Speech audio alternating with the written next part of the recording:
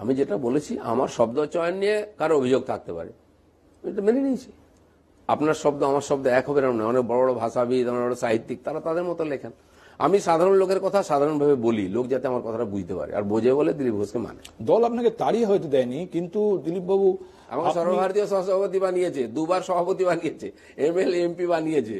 কাকে বানিয়েছে বলুন, আপনি উদাহরণ দেখান একটা। কিন্তু এই অভিজ্ঞতার সাম্প্রতিক সময়টা যদি আপনি দেখেন, দিলীপ ঘোষকে আমরা খুঁজেই পাচ্ছিলাম না। আমি আপনাকে বলছি, বিজেপিকে প্রধান বিরোধী দল তৈরি করার পেছনে যে আপনার অবদান আছে, এটা যে কোনো রাজনীতি সম্পর্কে ন্যূনতম খোঁজ খবর আগে এরকম মানুষ স্বীকার করেন, যে কোনো দলেরই মানুষ স্বীকার করেন।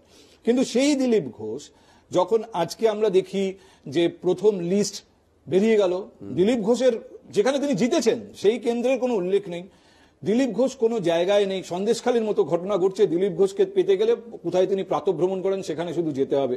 দলের কর্মসূচিতে প্রধানমন্ত্রী আসছেন, দিলীপ ঘোষ নেই। আপনি কি মনে করেন যে আপনাকে যে মর্যাদা দেওয়া উচিত ছিল? কোথায় দেখেছেন ছবি তুলতে যেতে? কোনদিন দেখেছেন ফালতু গিয়ে মুখ দেখাচ্ছি, ছবি তুলছি কোন নেতার সঙ্গে? আমি আপনাকে বলছি, জীবনে কারোর সঙ্গে ছবি তুলিনি আজ পর্যন্ত। আমি আমার সঙ্গে হাজার হাজার লোক ছবি তুলে, আমার নীতি, আমার ভালো লাগে না। বিনা কারণে যেখানে সেখানে গিয়ে আমি গুতোগুতি করি না। আমার সময়েও 200 জন কর্মী মারা গেছে, 250 জন মারবে, বিনা কারণে যায়নি। আমি কান্নাকাটি করতে, চোখের জল ফেলতে যাইনি কোথাও। আমার কর্মী দাদা, আমি ওইখানে গিয়ে আমি ভাষণ দেবো, 10,000 লোক জড়ো করো। দিলীপ ঘোষ তাই করেছে, তাই লোকে দিলীপ ঘোষকে বিশ্বাস করেছে, পার্টিকে বিশ্বাস করেছে। এর নাটকবাজি, ড্রামাবাজি, যেখানে মারা যাচ্ছে ডেড বডি কালীঘাটে তুলে নিয়ে এসে নাটক করা, এটা আমরা দেখেছি। এটা একটা রাজনীতি। দিলীপ ঘোষ ওই মাঠে গিয়ে রাজনীতি করেছে, যেখানে তাই 25 বার গাড়ি ভেঙেছে আমার। আমি তো ঠান্ডা করে বসে স্টেটমেন্ট দিতে পারতাম। রোজ একটা, আমাকে সব চ্যানেল বলছে আসুন, আমি যাবো। এটা করা আমার কাজ নয়। আমি বর্ধমানের গ্রামে গ্রামে ঘুরতে ভালোবাসি। সাধারণ মানুষ যখন অত্যাচারিত, এখন বাড়ি ছাড়া আছে আমার কর্মীরা, আমি সেখানে যাই। তাই আমি যেখানে যাই সেখানে হাজার লোক চলে আসে। আমি মেদিনীপুর তো তৈরি আছে, জিতবে পার্টি মনে করেছে ওখানে যাওয়ার দরকার আছে, মাটি তৈরি করেছে, আমাকে পাঠিয়েছে। আমি তো সিপাহী, কোদাল নিয়ে চলে গেছি ওখানে। আমি আপনাকে আবার বলছি, পার্টির জন্য আপনি কি করেছেন সেটা আমরা দেখেছি, সাংবাদিক হিসেবে আমিও দেখেছি। কিন্তু পার্টি আপনাকে কি করেছে? পার্টি আপনাকে সেই মর্যাদা দিয়েছে?